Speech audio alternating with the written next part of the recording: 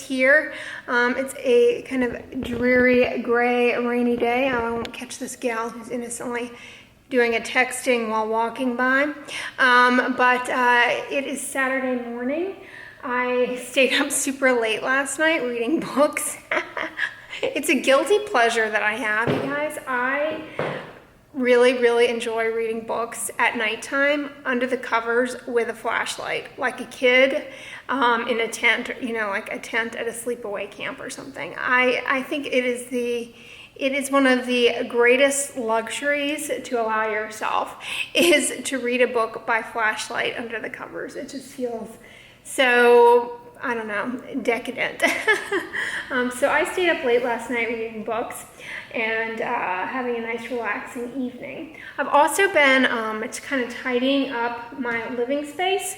I'm really proud of myself. This past year I haven't acquired a lot of stuff to get rid of and declutter, and I pretty much have used everything that I have and like continue to use. The only thing that I've sort of been decluttering is empty skincare bottles and deciding, am I gonna keep talking about this in my videos and need to hold up the empty bottle, or can I take it to the recycling? So I went through my empties kind of stuff that I've been talking about and got rid of some stuff. And I've been attempting to tidy up my kitchen somewhat as well. But I'm wearing my hair down for the moment. I can't stand wearing my hair down. I'm just doing it for you guys for an illustrative point. You all know that I went to H Mart and purchased the Crazy Peach shampoo. I'm really excited to start using it, but I haven't started using it yet because I purchased the bag of the shampoo that you can put into a bottle instead of, you know, buying more and more bottles and contributing to waste. I bought that bag.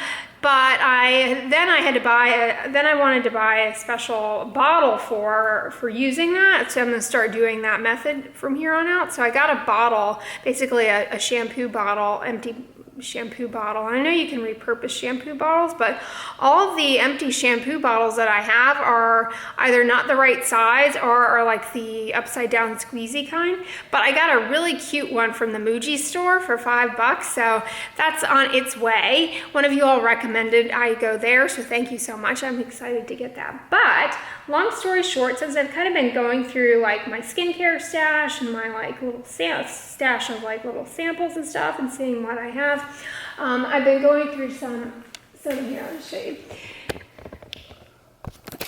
I've been going through some of the shampoo samples that I have, and I've been using this one. I used it last night and the night before. I'd never heard of it. It's Mop Top, and the fragrance is Bamboo Essence. OMG, I really am enjoying this. I mean, this is one that I might even consider purchasing at some point in the future.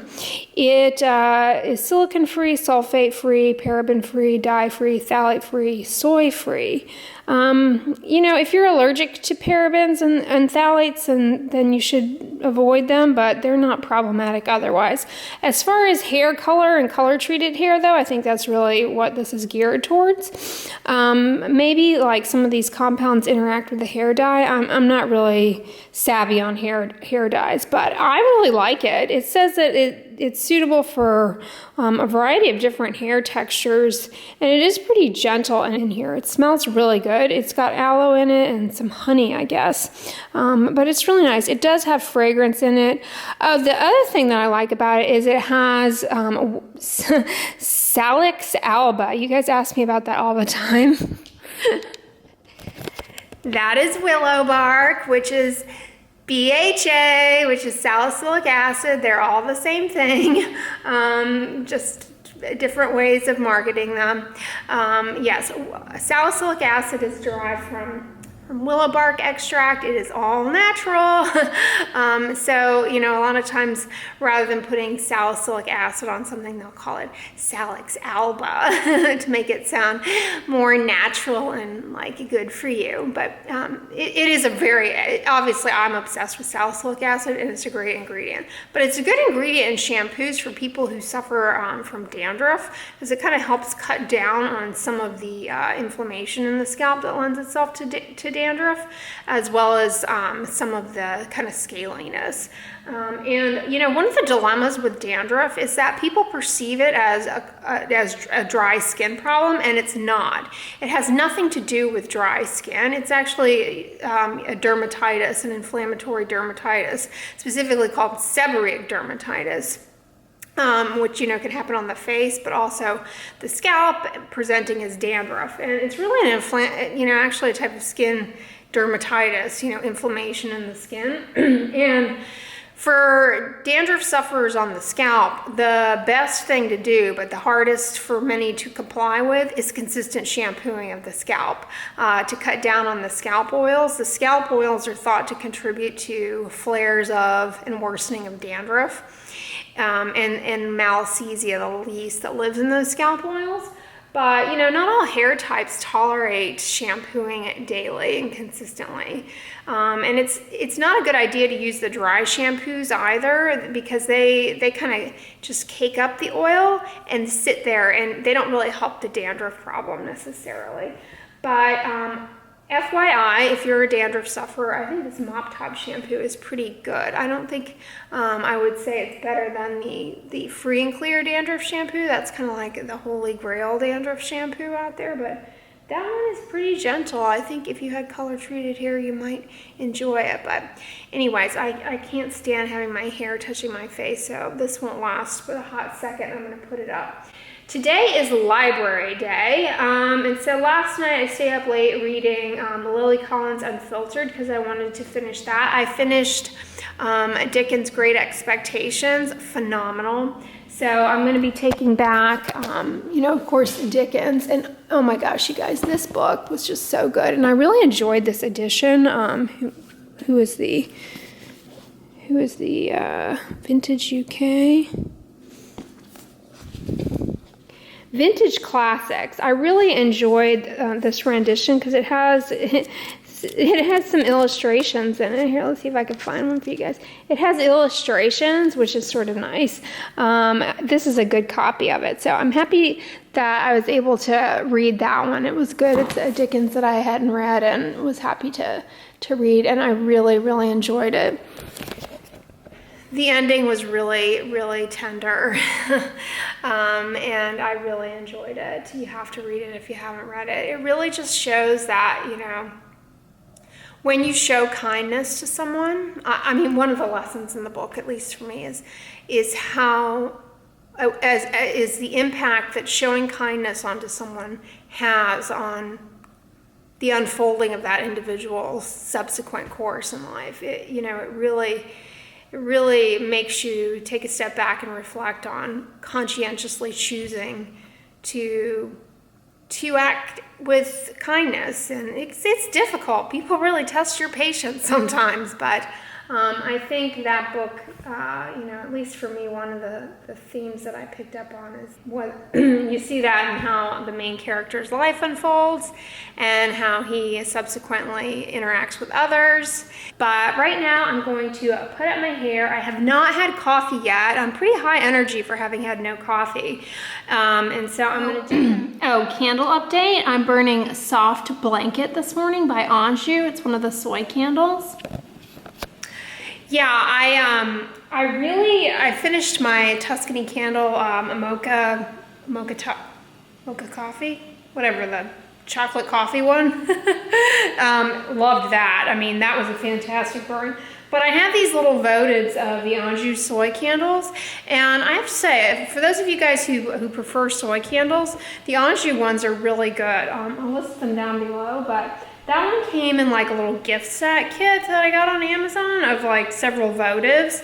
And I have to say, for a votive, it really gives a pretty strong throw. I mean, the candle itself, you can smell it pretty far. So I'm really happy with those. They have a really nice fragrance. You know, you expect some of the scents to be really perfumey, but they're not. They're really nice. So I recommend them, but I'm thinking I'm gonna go to Kroger maybe this week and get myself another Tuscany, but ooh, my water's boiling. Yeah, I kind of tidied up and decluttered a bit in my kitchen. I don't know if you can see here, but I am really, here, I'll just take that off. I am really into the Asian pears, Chinese pears. These were called Chinese pears, but I love how they look lined up there on my stove. I just think they look really stately there. I don't know. So yeah, I decluttered that, and I put my my Ninja up here. I need a little step stool actually so that I can get up there, but I got there's my protein powder, and I've just been keeping my Ninja up there, just out of the way. It's a little bit laborious without the step stool, but I think if I get a little step stool, it'll be easier. And there's my crock pot with a little bit of cheesecloth there for sprouting.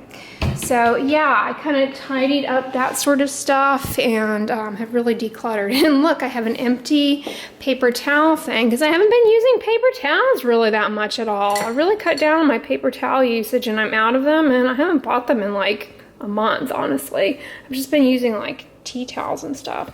I have some green bananas here ripening, and I consolidated all of my little plastic straws into a glass, and I consolidated all of my kind of random grabby appliances into this little vase here that my edible arrangement came in. So I've got that, and then my Le Creuset crock over here. I've had this for years. I think I got this at like Home Goods a while ago. I'm using that to store this onion and a lone sweet potato in. So yeah, and then I have this other kind of, I want something, I've always wanted something that is not like massive or hideous, that can contain, you know, garlic and onions. I see different items for that purpose, but they just never really suit either my taste or what I'm looking for as far as size and accommodation. But that's kind of what I have situated there now. I get these Clorox disinfecting wipes at Costco. I use them to just like wipe down my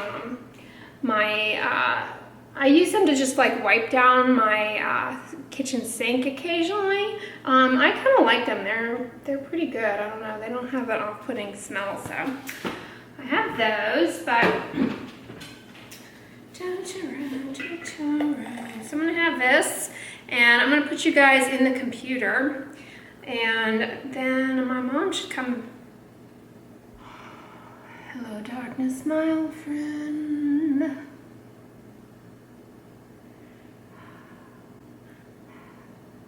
All right, I'm gonna have this and put you guys into the computer.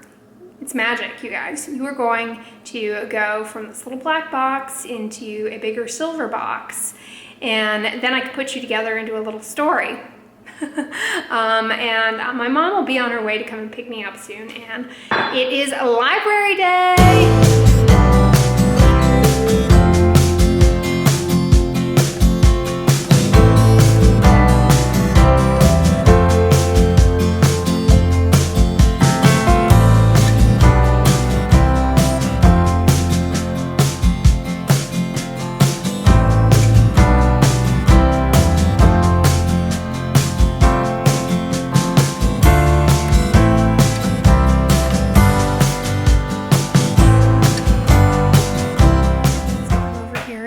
Where you can buy books for like $1.50.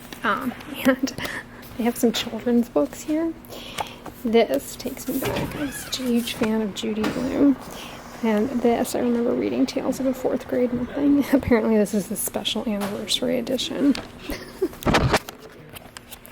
I don't know what that says about me when I have when a book that I read has a special anniversary edition, but anyway, I always enjoyed this one. And then this looks good for kids. Mr. Lemoncello's Library, Escape from Mr. Lemoncello's Library. This looks so entertaining. I love the illustration here on the front cover. I kind of enjoy reading children's books sometimes. They're sort of fun.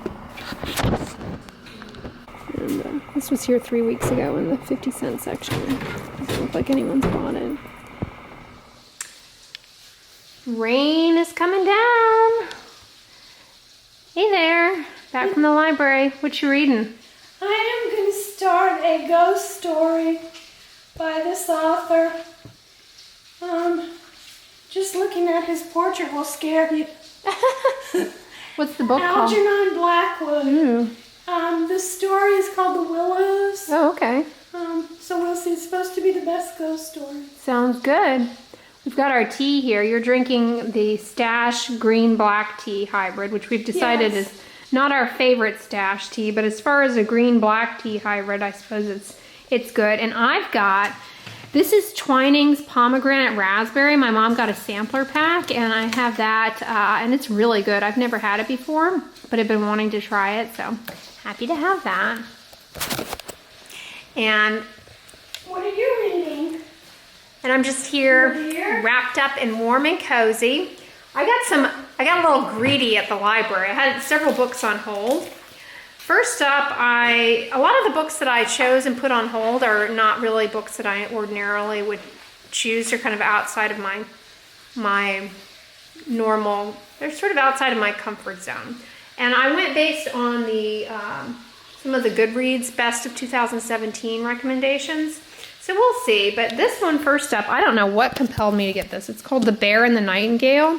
It's supposed to be the best science fiction and fantasy book of 2017. I am not a big science fiction fantasy reader, but the description of this book was such that it's like a Russian fairy tale, and that sounded really good to me, and they said it was good to read in the winter time. The author was born in Austin, Texas, so I thought I would give this a read, and I've read the first 2 pages, and it is kind of good so far, so we shall see. I'm just gonna scroll on over here.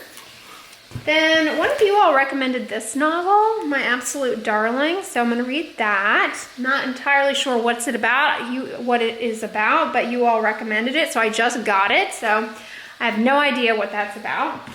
And then this is also the 2017 maybe best young adult novel, Eliza and Her Monsters. I got this because the description of the story, the plot, sounded kind of like being a YouTuber, and that you have all of these friends that you don't really know in real life, but you feel like you know because you interact with on a daily basis, and that it can be a lot more fun than people in real life. I got that. And then, you know, I'm always over there in the dollar bin at the library, the 50-cent bin. And so many people have been talking about this novel, Outlander. I don't know that I'm going to enjoy it, honestly, but I went ahead and got it for 50 cents because I figured that, you know, at least it was 50 cents going to the library. And if I don't like it, I can always gift it on to someone else, and 50 cents is not too bad. But I'm honestly kind of intrigued by it, you know, with all the, I think it takes place in Scotland. Yes. Yeah, so I think it's going to be a good read, honestly. And they have, I noticed in the library, they have a companion cookbook that I almost got, but I figured I would wait until I started reading the book to get the cookbook. So that's what we're doing, just having a little cozy reading time here in the rainy day, Saturday. Well, guys, we've just been having a cozy reading time. How's your scary book, your ghost story book? It's starting to get very scary. Yeah? Yeah, I'm halfway through, so I think after this little snack, I'm going to read some more. But yeah, I recommend it if you like spooky stories. Ooh. Yeah, I've been reading The Bear and the Nightingale. It's, you know, Dickens, I'm sorry. It's just hard to go from that style of such genius writing to, I mean, this book is really good, so I don't mean to dismiss it. The new book is entertaining. I'll call it that. It's entertaining, but it's not Dickens. It's just a really good ability to tell a story. Yeah. And weave it all together. Yeah. So this book is entertaining and well written. It's just the character development is not as strong as you get spoiled by when you're reading a classic. But anyways, we're gonna have a little lunch here. I made my cauliflower oats with some of that Orgain chocolate protein powder, and I put in some frozen blueberries from Costco and frozen strawberries, and then I just topped it with a little bit of dusting of the protein powder, some coconut shavings, some almonds, and some almond butter. So I'm having that. And you're having, looks like a chickpea salad here you have in your meal prep container. And some little, you're having it on rice cakes, it looks like. Oh, yum. So that's what's going on. I need my Classy Pal though. I have a Classy Pal at home and one here. Yeah, I don't like to, I've gotten to where I don't eat without this thing. And I don't like to work over my sink in the kitchen without it either, because I find that it nicely keeps the water, you know, when you're using the sink, and you get the splashes, yeah. It keeps you dry. Classy keeps you dry.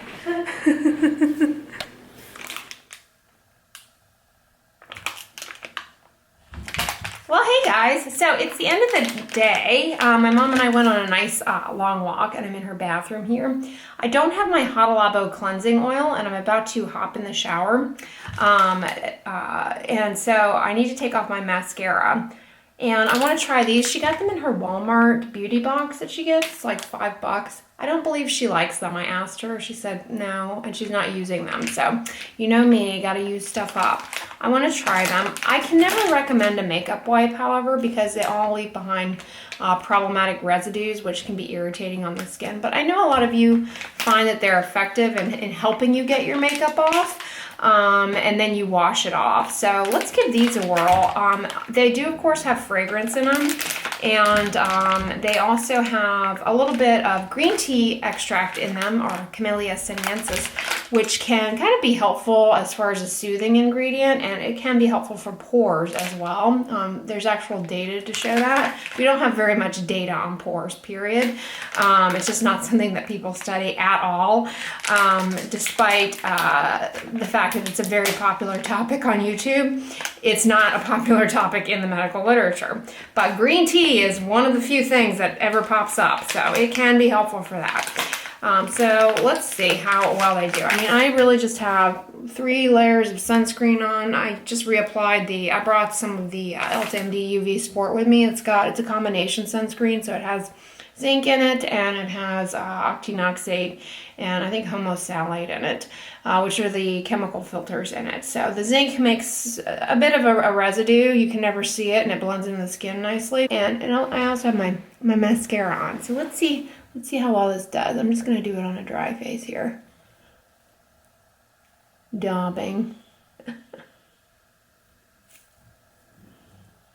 Oh, how cute is that, guys? Let's see if it focuses. It's like a perfect imprint of my eyelashes. All right. We really had a nice day today.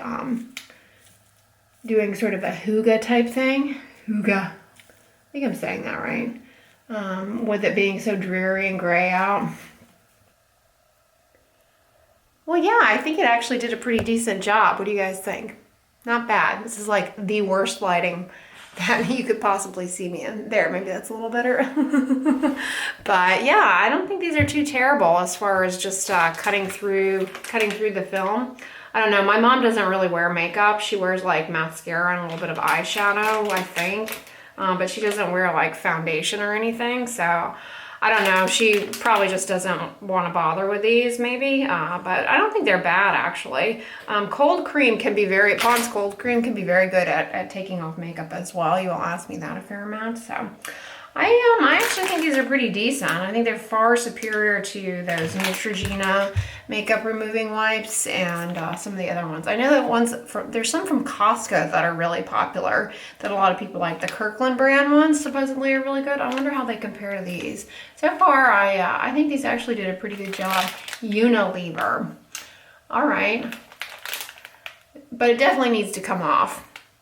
Definitely should not be left on the face, but I think it did a pretty decent job. Comment below if you've ever used these. Did they take a full face of makeup off? I'd love to know. But anyways, guys, I'm gonna hop in the shower and call it a night. I hope you all enjoyed the vlog today and are having a restful weekend, recharging with a little hygge, and hopefully if you're reading some good books, please share what they are below. I love hearing about that stuff from you guys.